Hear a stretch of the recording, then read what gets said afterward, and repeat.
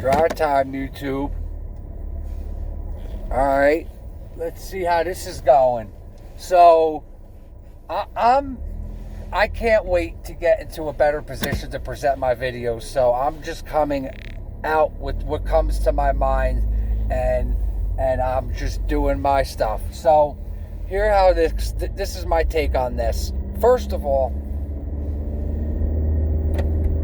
Joe Rogan and Theo is the new thing.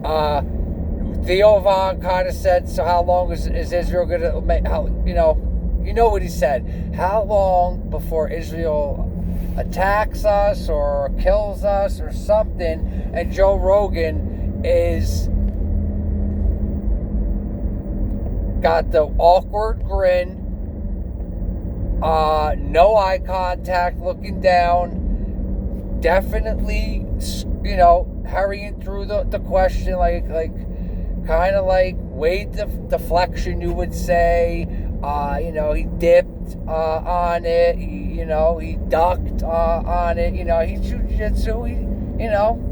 Joe, you know what you did on that. You slid out the way. You know what I'm saying? You slid in the DM. You know what I'm saying? So there was a whole bunch of moving, shaking and baking going on when Theo made that comment. Okay. Now, is it real or not? That's always what you have to ask yourself, because you don't know. That question by Theo, to me, was very in the moment.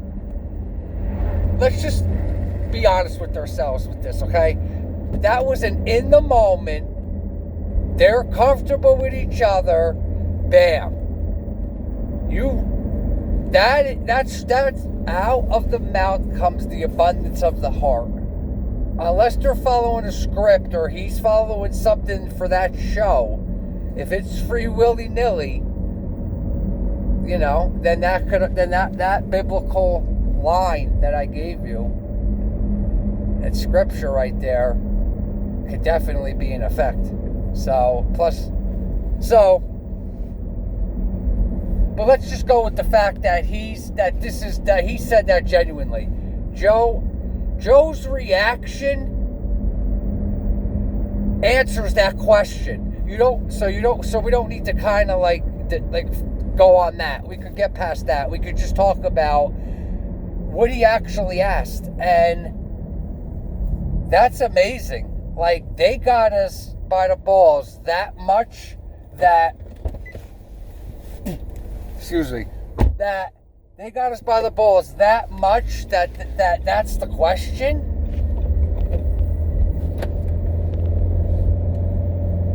Now, I don't know, maybe Theo's exaggerating in the capacity of Israel, but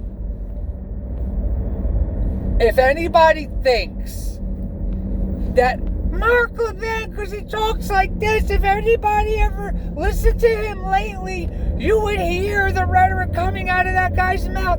It's friggin' hateful. It's warlike. It's in his point of view, he's saying to himself, if I was a man and I was strong and I could fight, I would hit somebody. But he never busted a grape in a fruit fight. He never did nothing but probably make fun of. And I know he's the type of guy where his woman is running his life. It's got it written all over his face. He comes home and he's yes ma'am, no ma'am. He's a little bitch boy. You could tell that about Marky Levin, all right?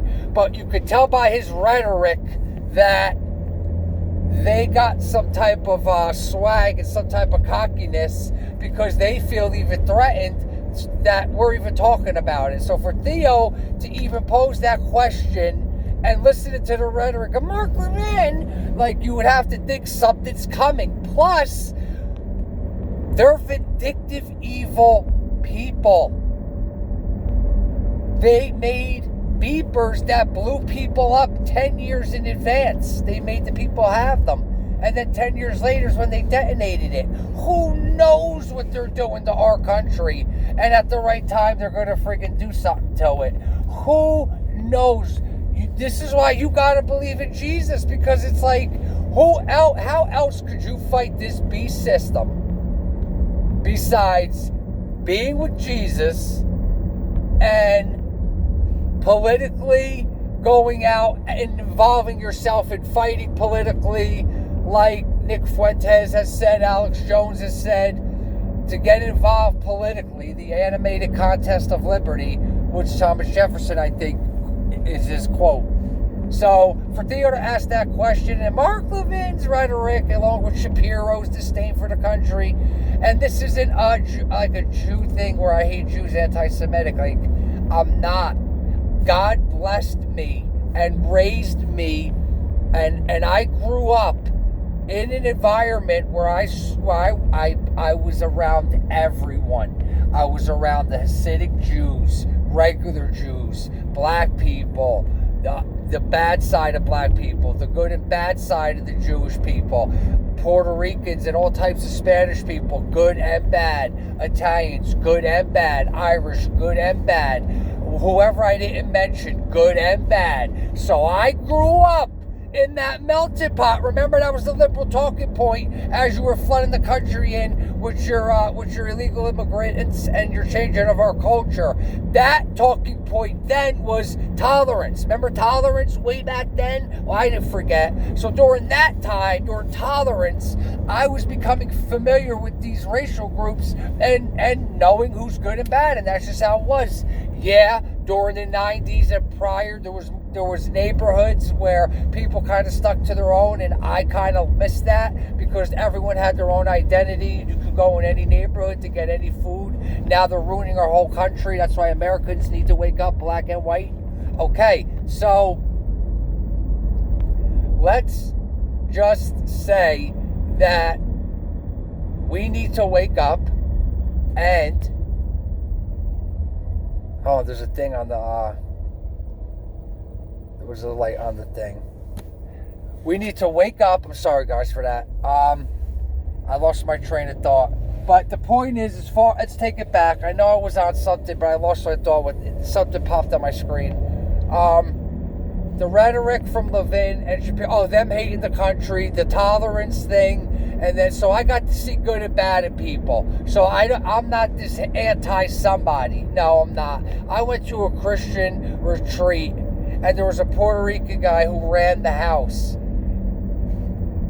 I dealt with both Puerto Ricans, good and bad. I read through that guy like a book in the first 30 seconds I was there, and I knew he was going to have a problem with me and bump heads with me by the way he looked, because I was blessed to not only have discernment now and be able to read people, but I grew up around everyone, so I got to see the good and bad with everyone.